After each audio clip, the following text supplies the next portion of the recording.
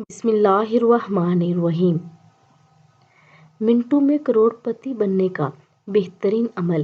حضرت تمیم تاری رضی اللہ تعالیٰ عنہ رسول اللہ صلی اللہ علیہ وآلہ وسلم سے روایت کرتے ہیں کہ رسول اللہ صلی اللہ علیہ وآلہ وسلم نے ارشاد فرمایا کہ جو شخص 10 مرتبہ یہ کلمات کہے تو اللہ تعالیٰ اس کو 4 کروڑ نیکیوں کا ثواب عطا فرمائے گا، اور رمضان المبارک میں ہر نیکی کا ثواب 70 گنا زیادہ ملتا ہے۔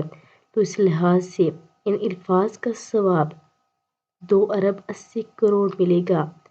وہ کلمات مبارک یہ ہیں: اشہد ان لا الہ الا اللہ وحدہ لا شریک لہ الہ واحد احد صمد لم یتخذ صاحبۃ ولا ولد ولم یکن لہ کفوا احد۔